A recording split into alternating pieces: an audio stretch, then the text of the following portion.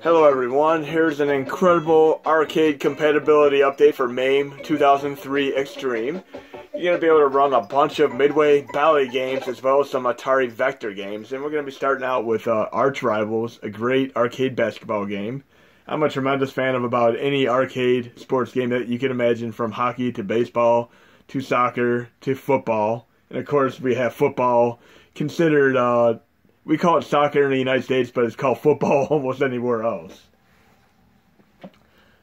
But football, aka soccer, is arguably the world's most popular sport. But we're starting out with Arch Rivals here. And we're going to do a bunch of these Midway-Bally and Atari Vector games in a row that previously did not function properly.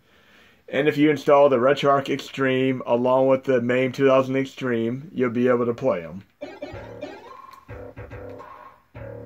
So we're starting out with Arch Rivals here.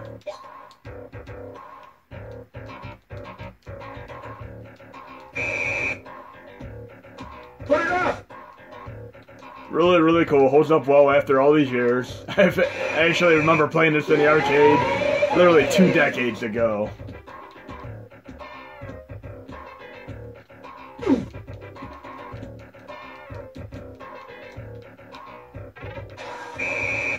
See if I can even get one single basket before I move on to the next game here.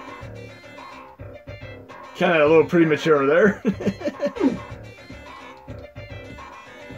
I'm going to consider that a failure there. I pushed the shoot button instead of the pass button. But there's Arch Rivals, and an awesome basketball game. Let's see what other Midway-Bally games we have in this lineup here to check out. Here we have Disc of Tron. I mean, Superman has a lot of bad video games out there, but Tron has a lot of great video games on many different systems. Here we're trying Disc of Tron from 1983. And there's one little interesting thing about this game when you first load it. I don't believe I've seen this game in the arcade. I'm kind of wondering if it had a mirror in the arcade version for a gimmick or not. But when you load the game, it has a mirror image, which is, I think, is kind of cool in a way, and I'll show you how to work around a mirror image. There's a nifty thing you can do with the MAME 2003 core and the MAME 2000 core. You could hold down R2 and pull up the MAME options and reconfigure the game inputs. And if you just have a Super Nintendo controller, you could go into RetroArch options, controls, and reconfigure your R1 button temporarily to your R2 button so that you can reconfigure. But here we have backwards mirrored image, which is kind of cool. But I'm going to pull up the MAME options here. I'm going to show you exactly what happens when you try playing mirror imaged.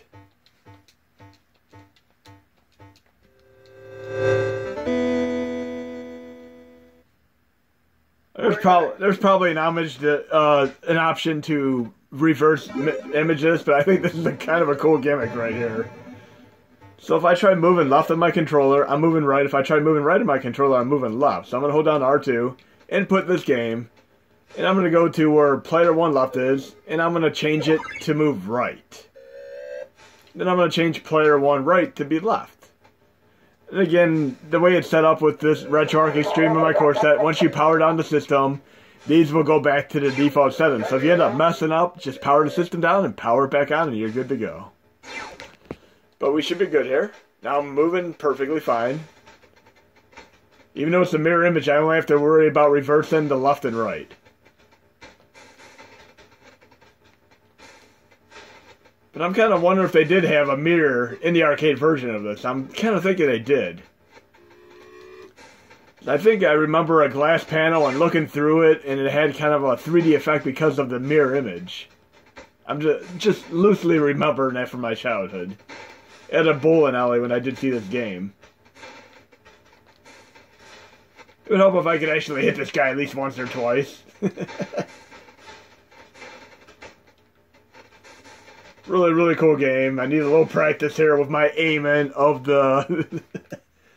We got a few more games to check out here. And I love the Tron Dudley disc that they put on the Atari 2600. All the Intellivision Tron games are great. I mean, I haven't found one single Tron game I did not enjoy playing. We're going to go see what else we have in this lineup here. Here we have Journey from 1983, which I did in one of my previous videos. And yes, it runs via MAME 2003 now.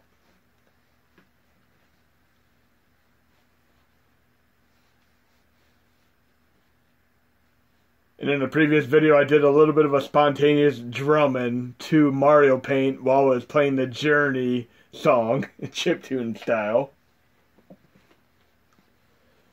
But many of these Midway-Bally games have been driving people crazy for a long time. They would believe they have the proper ROM sets, try loading them with MAME 2003, and they still wouldn't function properly, but you're going to be able to run them now. This is an absolutely great addition that Grant2258 from Libretto was able to get fixed. And I'm going to try to incorporate it as much as I can in future revisions.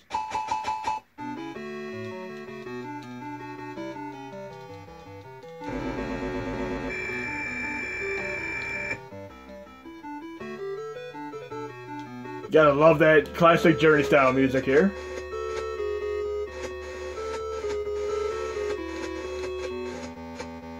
And like Tron, you have a bunch of mini games with each of the various band members here, and once you get through them, you'll be able to go to a whole new set of levels that become more and more challenging as you go through them. But this is Journey. I think this is an awesome game, and they also did a version of this on the Atari 2600. I think it's really funny. It almost makes me want to load it. So maybe I'll load the Journey for Atari 2600 before this video is over.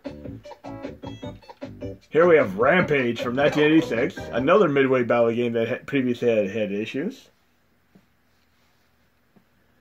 And I've been a fan of Rampage all the way back to the NES days. And I also had a Sega Master System.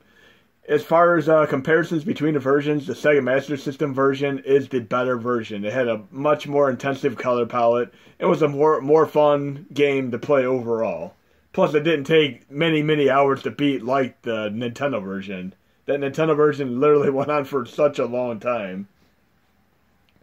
But check out the Sega Master System version if you really want to see a good roots of the game. And I do love all the other ones like World Tour that came out as well. I picked up even the ones that came out on PlayStation 1, PS2, and so on.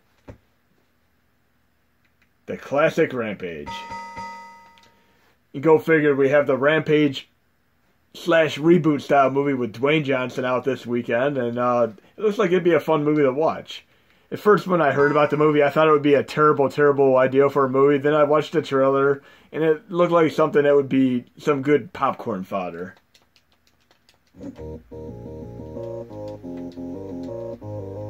But classically fun game. And again, my favorite version of this, other than this, would be the Sega Master System version. Great two-player game for sure.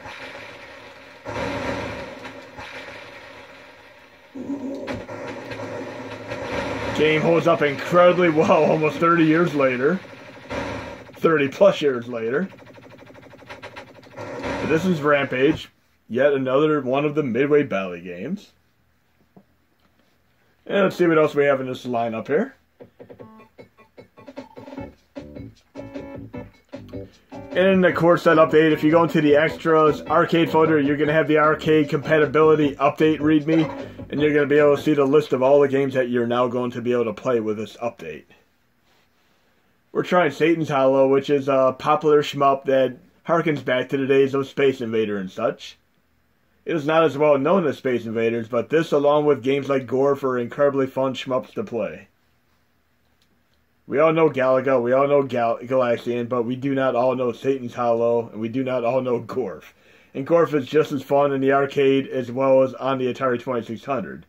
And also keep in mind, if you plan on playing Gorf for the arcade, it requires samples if you want to have the appropriate sound to it. Otherwise, it's going to be weird sounding. Here's Satan's Hollow.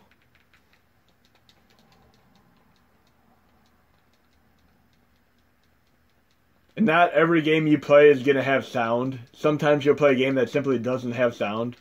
I'm not entirely sure if this game has samples for it, but this would be one of those cases where you might play a game and it would be silent because you do not have the appropriate sound samples for it. But pretty interesting game. Very colorful for a time when games like Space Invaders were out too. That backdrop is pretty cool at the time. We're going to move on to another game here. We do have some vector games as well. And vector games are very similar to the ones I showed in my other video doing the Vectrex games. Here we have Spy Hunter, a classic. The theme is instantly recognizable and highly memorable, the Peter Gunn theme. And they did an absolutely great NES port of this game. And of course, we also have Super Spy Hunter.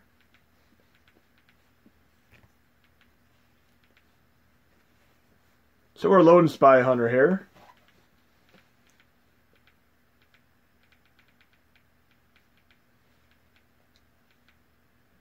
I remember several years ago they were supposed to make a live-action Spy Hunter movie with Dwayne Johnson, and I don't think it was ever released. Not that I remember it being released. But they did have a video game come out as far as I remember. I believe they had it come out for like Game Boy Advance and PS2. Just wasn't something that I really went out of my way for at the time. Not off to a very good start here, but this theme is really, really cool for the time. Just as recognizable as the Mission Impossible theme. I always loved how you're able to switch to different vehicles, such as the boat and such, as you get through the levels.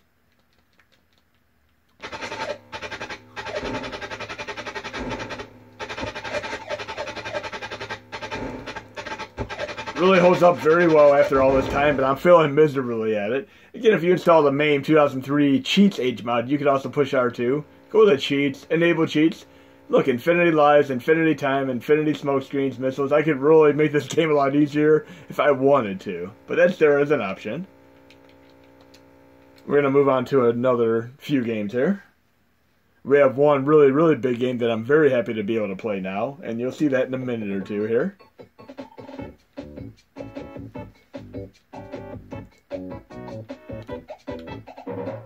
Here we have Star Wars from 1983. Previously, if you tried loading this game, you wouldn't be able to insert coins and properly start the game. But guess what? You can play this game now. You can play this with a mouse, or you can play it with the controller. It works incredibly well with both of them. You have to get a little bit used to how the analog controls are for this, but you can adjust to it quite easily, just like with the Jurassic Park arcade Sega System 32 game. They're not like some of the games like Aerosmith and Terminator where you have to do proper calibration. And I am going to work on calibrating some of the light gun games so that they're instantly playable with the controller and such. But some of these work right off the bat, and the Star Wars game does work awesome. It's a vector graphics game. Red fire standing by.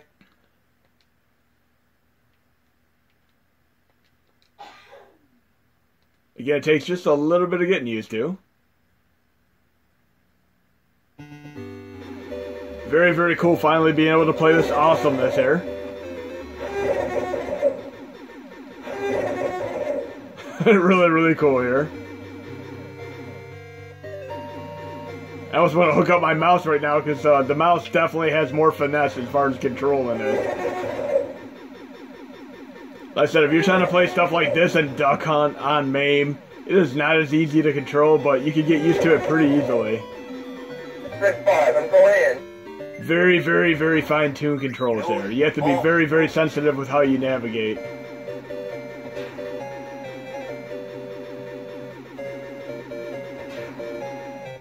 But yeah, that game I would recommend if you do have USB host, trying it with the mouse. And I might look into trying to lighten the sensitivity for it. Let's see what else we have here. Oh, a favorite here, Tapper. This along with Root Beer Tapper both work now. And this is one of the most common games that people want to play that happens to be a Midway-Bally game. And again, for those of you who are just tuning in, Midway-Bally games previously just functioned mainly on MAME 2000, MAME 2010, MAME 2014. They did not run on MAME 2003 before. On PC and Android they did, but not on the NES Classic or SNES Classic. So here we're playing the great, great Tapper game, and this is a game that you would typically see in an actual bar back in the day. And there are probably still bars out there that have this game.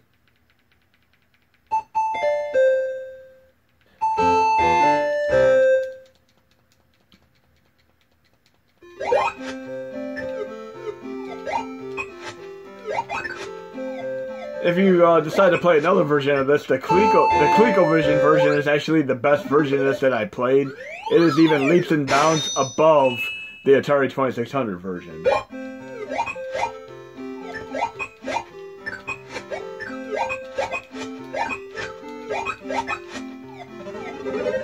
Great game here. Now we're going to load the dummy folder here, because I have a few that I set aside there. Low content, start directory dummy. And I'm going to go to my Midway-Bally folder that I set aside here with some of the games that I added support for. And we'll try going to one of the Atari vector games in here. We'll try loading Tempest. I didn't test this yet, but I added the support for it. Let's see if Tempest runs as well. We should be good to go on Tempest, I believe. And it looks like we're okay on Tempest as well. Awesome. And in my SHMUP series, I actually played Tempest X3 for PlayStation 1, which is also a great reboot. Very similar to the Atari Jaguar version, which we unfortunately cannot play very fast on the SNES Classic.